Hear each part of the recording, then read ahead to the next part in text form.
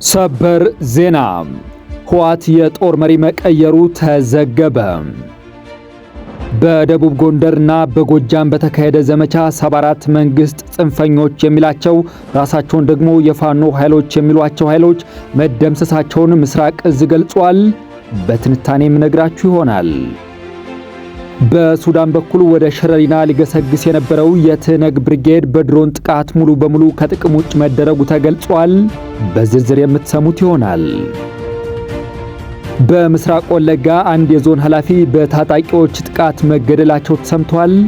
ዝርዝር ተይዞበታል፣ ተሰሙታላችሁ።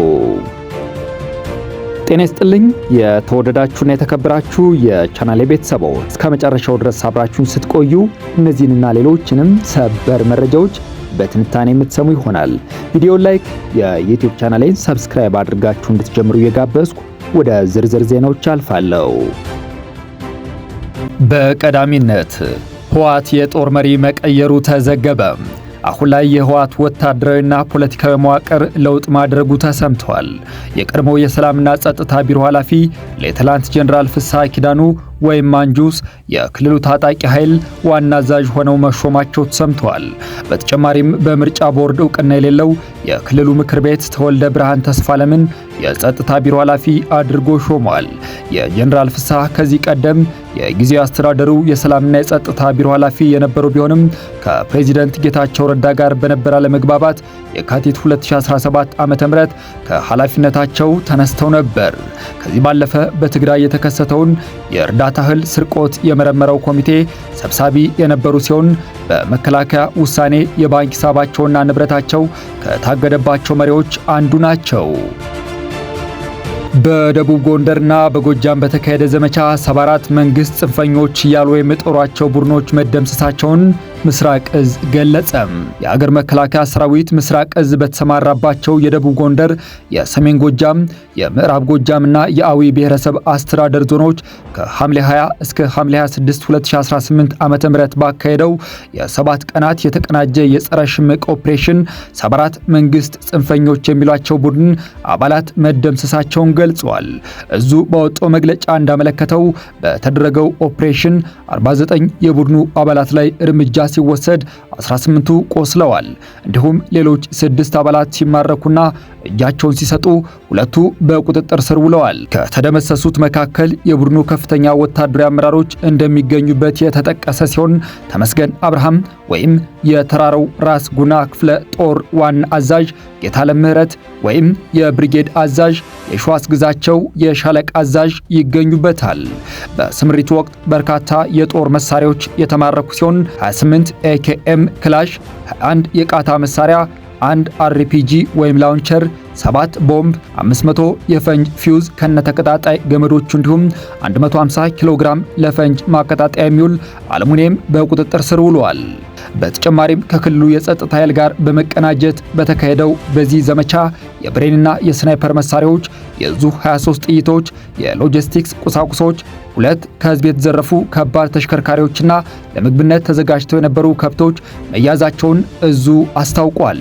የምስራቅ እዝ ኮር አሃዶች በተለያዩ ቀጠናዎች የተበተኑ የቡድኑን አባላት በመደምሰስና በመጥረግ አካባቢውን ሰላም ማረጋገጣቸውን የገለጸ ሲሆን በዚህም ምክንያት የአካባቢው አስተዳደሮች ህዝቡን በማወያየትና የቡድኑን ሴሎች በመለየት በሕግ ስር የመዋል ሥራ እየሰሩ እንደሚገኝ አብራርቷል።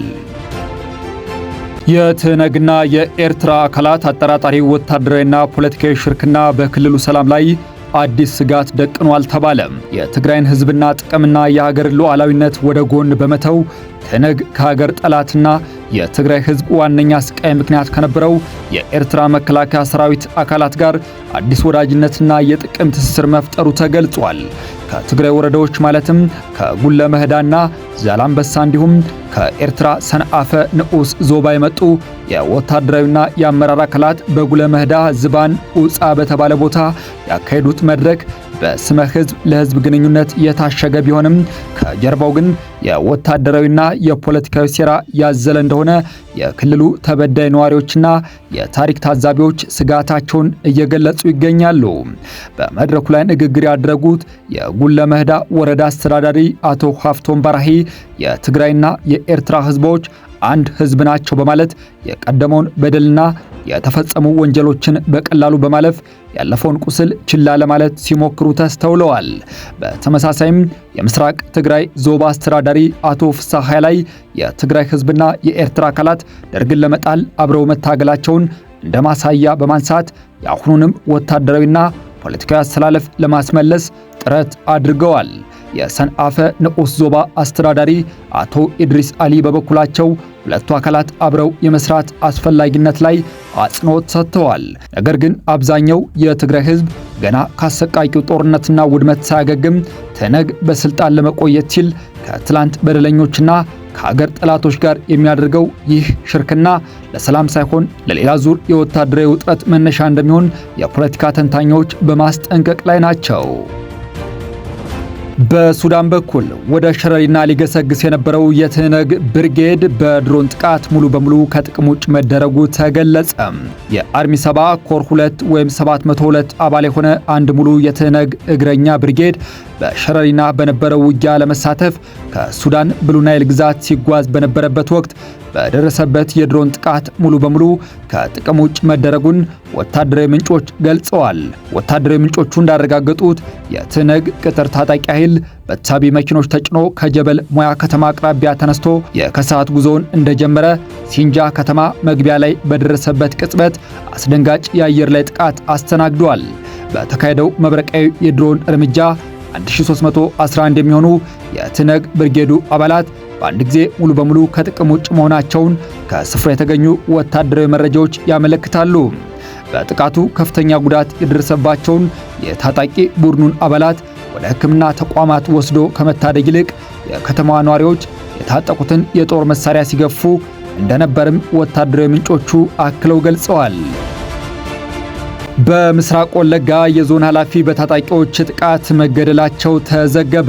በኦሮሚያ ክልል ምስራቅ ወለጋ ዞን የስፖርትና ወጣቶች መምሪያ ኃላፊ አቶ ወዳጆ አሳ ገነቲ ወደ አንገር ጉተነ ከተማ በመጓዝ ላይ ያሉ በደረሰባቸው የታጣቂዎች ጥቃት መገደላቸው ተዘግቧል። በኦሮሚያ ክልል ምስራቅ ወለጋ ዞን የዞኑ ስፖርትና ወጣቶች መምሪያ ኃላፊ አቶ ወዳጆ አሳ ገነቲ በአንገር ጉተን ከተማ ለሚካሄድ የስፖርት ውድድር ከነቀምቴ ወደ ስፍራው በፓትሮል ተሽከርካሪ ሲጓዙ ቶሎ ሌንጫ በተባለ ስፍራ በታጣቂዎች በተፈጸመ ጥቃት ሕይወታቸው ማለፉ ተዘግቧል። እንደ ሪፖርቶቹ ዘገባ ከሆነ በጥቃቱ ወቅት ተሽከርካሪው በእሳት የተቃጠለ ሲሆን ለአስቸኳይ ድጋፍ የደረሱ የመንግስት የጸጥታ ኃይሎችና ሚሊሻዎችም ለጥቃት መጋለጣቸው ተገልጿል። የዓይን እማኞች እንደሚናገሩት ከሰው ሕይወትና ንብረት ጉዳት በተጨማሪ በርካታ ሰዎች ታፍነው ተወስደዋል። በጉዳዩ ላይ የኦሮሚያ ክልል የጸጥታ አካላት ሰፊ ምርመራና ክትትል እያደረጉ መሆኑም ተገልጿል። ትራምፕ ዛሬ ከኢራን ጋር አዲስ ንግግር እንደሚጀመር ጠቆሙ። በኢራን ላይ ሊፈጸም የነበረ መጠነ ሰፊ ጥቃት እንዲቀር ማድረጋቸውን ያስታወቁት የአሜሪካው ፕሬዚደንት ዶናልድ ትራምፕ ዛሬ ሰኞ አዲስ ንግግር ለመጀመር ከቴህራን ጋር እንደሚቀመጡ ተናግረዋል። ትራምፕ ጥቃቱ ምን ያህል ሰፊ እንደሚሆን ያውቁታል፣ ምክንያቱም አይናቸው ስር የሚሆነውን እያዩ ነበር ሲሉ እሁድ ዕለት ለጋዜጠኞች ተናግረዋል። ከቴህራን ጋር በድርድር መልክ እየተነጋገርን ነው። ዛሬ ሰኞ ከሰዓት በኋላም ንግግሩ ይጀምራል ብለዋል። ፕሬዚደንት ትራምፕ ይህንን ከማለታቸው አስቀድሞ በትሩዝ ሶሻል ገጻቸው ባሰፈሩት ጽሑፍ የድርድሩ ማዕቀፎች ላይ ስምምነት በመደረሱ ኢራንና የመካከለኛው ምስራቅ አጋሮች ማንኛውም ጥቃት እንዲቆም መጠየቃቸውን ጽፈዋል። ኢራን ለትራምፕ አስተያየት እስካሁን ምላሽም አልሰጠችም። የአሜሪካው ፕሬዚደንት ጦርነቱ ሊጠናቀቅ የተቃረበበት ጊዜ እንደቀረበ በተደጋጋሚ የተናገሩ ቢሆንም ጥቃትና የአጸፋ እርምጃዎች ሲፈጸሙ ቆይተዋል። ትራምፕ ከጋዜጠኞች ለቀረቡላቸው ጥያቄዎች ምላሽ ሲሰጡ ከቴህራን ጋር ስምምነት የሚደረስበትን የጊዜ ገደብ ከመግለጽ ተቆጥበዋል። ሁኔታው እንዴት እንደሚሄድ እናያለን። በፈለግነው ጊዜ እርምጃ ለመውሰድ ዝግጁ ነን። ሰዎችን መግደል አንፈልግም ብለዋል። ትራምፕ አክለውም የሳዑዲ አረቢያው አልጋውራሽ ልዑል መሐመድ ቢን ሳልማን እንዲሁም የተባበሩት አረብ ኤምሬትስና ኳታር ቅዳሜና እሁድ ጥቃት እንዳይፈጸም ጥያቄ አቅርበው እንደነበር ተናግረዋል።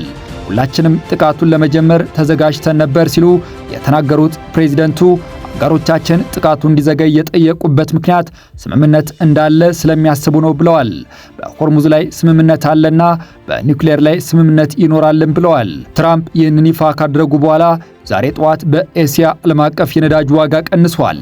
የብሬንት ድፍድፍ ነዳጅ በበርሜል በ4.5 በመቶ ቅናሽ አሳይቶ በ83.98 ዶላር ተሸጧል። ኢራን በአሜሪካና እስራኤል ለተከፈተባት ጦርነት ምላሽ ስትሰጥ በወሰደችው እርምጃ የሆርሙዝ ወሽመጥ በመዘጋቱ የዓለም የነዳጅ ዋጋ ከፍተኛ ጭማሪ አስመዝግቧል። በዓለም ላይ ካለው ድፍድፍ ዘይትና ፈሳሽ የተፈጥሮ ጋዝ ውስጥ 20 በመቶ የሚሆነው የሚመጣው ከባህረ ሰላጤው አገራት ነው። የኢራን የዜና ወኪል የሆነው ሜህር ቴህራን አሜሪካ ተጨማሪ ወታደራዊ እርምጃ እንዳትወስድ ጠይቃለች መባሉን አስተባብሏል። አክሎም የትራምፕ ንግግር አዲስ ውሸት ብቻ ነው ብለዋል። የኢራን የውጭ ጉዳይ ሚኒስትር አባስ አራግቺ እሁድ ዕለት በሆርሙዝ የባህር ወሽመጥ ላይ ከኦማን ጋር የተደረገው ድርድር ወደ መጠናቀቁ እየሄደ ነው ማለታቸውን የኢራን መገናኛ ብዙሃን ዘግበዋል። የአሜሪካው ፕሬዝዳንት ንግግሩ ሰኞ ዕለት የሚካሄድበትን ቦታም ሆነ ሊሳተፉ የሚችሉ ባለስልጣናትንም እስካሁን ይፋ አላደረጉም። ኢራን ከአሜሪካ ጋር እየተነጋገርኩ አይደለም አለችም። ኢራን ዛሬ ሰኞ ዕለት ከአሜሪካ ጋር ምንም አይነት ንግግር እያካሄደች አለመሆኗን ገልጻ ከኦማን ጋር በሆርሙዝ ወሽመጥ ደህንነቱ የተጠበቀ ጉዞ እንዲደረግ የሚያስችል ጊዜያዊ የባህር መጓጓዣ መስመር ለመመስረት እየሰራው ነው ብላለች። የኢራን የውጭ ጉዳይ ሚኒስቴር ቃል አቀባይ እስማኤል ባጋይ ለጋዜጠኞች በሰጡት መግለጫ ቴህራን ከሙስካት ጋር የምታደርገው ንግግር ቁልፍ በሆነው የባህር መስመር ላይ ጊዜያዊ የመርከቦች ማንቀሳቀሻ ለመመስረት ያለመ ነው ብለዋል። ከኢራን መንግስት ጋር ቅርበት ያለው ፋርስ የዜና ወኪል እንደዘገበው ባጋይ ከኦማን ጋር የምናደርገው የአሁኑ ውይይት በሆርሙዝ ባህር ወሽመጥ ውስጥ የመርከቦችን ደህንነቱ የተጠበቀ ጉዞ ማረጋገጥ ላይ ያተኮረ ነው ብለዋል። በሆርሙዝ ባህር ወሽመጥ ውስጥ የመርከብ ጉዞ ደህንነት ለማረጋገጥ እንዲቻል ከኦማን ጋር በመተባበር በተቻለ ፍጥነት ጊዜያዊ የመተላለፊያ መስመር ለመዘርጋት እየሰራን ነው ሲሉም አክለዋል። ባጋይ በቴህራንና በዋሽንግተን መካከል ንግግር እየተደረገ ነው የሚሉ ዘገባዎችን ውድቅ በማድረግ ከዩናይትድ ስቴትስ ጋር ድርድር እያደረግን አይደለም ብለዋል። የአሜሪካ ፕሬዚደንት ዶናልድ ትራምፕ ከኢራን ጋር ሰኞ ከሰዓት በኋላ ውይይት እንደሚጀመር ትላንት እሁድ ተናግረው ነበር። ትራምፕ በሆርሙዝ ጉዳይና የኢራንን ኒውክሌር ማስወገድ በተመለከተ በቅርቡ ስምምነት ላይ መድረስ እንደሚቻል ያላቸውን ተስፋ ገልጸዋል። ባጋይ አሜሪካ ጥቃቷንና ክልከሏን እስከቀጠለች ድረስ በሆርሙዝ ያለው ሁኔታ ላይ የሚለወጥ ነገር አይኖርም ብለዋል። ዩክሬን የሩሲያ ነዳጅ ማጣሪያና የአየር ማረፊያ መምታቷን ስትገልጽ ሞስኮ 8 ሰዎች መገደላቸውን አስታወቀች። ዩክሬን ወደ ሩሲያ ግዛት ዘልቃ በመግባት በፈጸመቻቸው ጥቃቶች የአገሪቱን ዋነኛ የነዳጅ ማጣሪያና የሩሲያ ስትራቴጂካዊ አቪዬሽን የሚገኝበትን አየር ማረፊያ መምታቷን ገልጻለች። ከዩክሬን ድንበር 600 ኪሎ ሜትር ርቀት ላይ የሚገኙት የኤንግልስ አየር ማረፊያና የነዳጅ ማጣሪያ መመታታቸውን የዩክሬን ፕሬዝዳንት ቮሎዲሚር ዜሌንስኪ ተናግረዋል።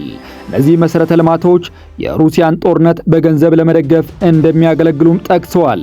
ፕሬዝዳንቱ ኤንግልስ አየር ማረፊያና ሳራቶቭ ነዳጅ ማጣሪያንም ስትራቴጂካዊ ተቋማት ሲሉ ገልጸዋቸዋል። ካሉጋ ግዛት ውስጥ የሚገኝ የነዳጅ ዴፖና በብራያንስክ ያለ የድሮን ማስወንጨፊያ ስፍራም ጥቃት ተፈጽሞባቸዋል። ሩሲያ በበኩሏ ዩክሬን በፈጸመቻቸው ጥቃቶች 8 ሰዎች መገደላቸውን እንዲሁም 635 ድሮኖችን መምታቷንና መጥለፏን አስታውቃለች። በተጨማሪም በሩሲያ ትልቁ የኦንላይን ችርቻሮ ንግድ ኩባንያ የሆነው ዋይልድ ቤሪስ መጋዘን እንደተመታ ተገልጿል። በሌላ በኩል ሞስኮ በጥቁር ባህር የሚገኙ የዩክሬን ወደቦችና 2 መርከቦች ላይ ጥቃት መፈጸሟን ተናግራለች። ዩክሬንም በሰሜን ምስራቅ ካርኪቭ ከተማ አቅራቢያ በሚገኝ የፖስታ ተርሚናል ላይ በተፈጸመው የሩሲያ ጥቃት አንድ ሰው መገደሉን ገልጻለች። በሩሲያና ዩክሬን ጦርነት የሚገኙ ሰፊ የጦር ግንባሮች እንቅስቃሴ ሳይታይባቸው ባሉበት ቢሆንም ሁለቱም ወገኖች በዋና ዋና ከተሞች በኢነርጂ መሰረተ ልማቶችና መጋዘኖች ላይ የሚፈጽሟቸው ጥቃቶችን አጠናክረዋል። ጦርነቱን ለመቋጨት በአሜሪካ የሚመራው የሽምግልና ሂደት እስካሁን ድረስ ውጤት አላመጣም። የተወደዳችሁ የቻናሌ ቤተሰቦች ለዕለቱ ያስኳቸው ሀገራዊና ዓለም አቀፋዊ ሰበር መረጃዎችን በዚሁ አጠናቀቅኩ። ቪዲዮ ላይክ፣ የዩቲዩብ ቻናሌን ሰብስክራይብ እያደረጋችሁ የሚዲያው ቤተሰብ ይሁኑ እያልኩ ሰላም እንድትቆዩ ተመኘው።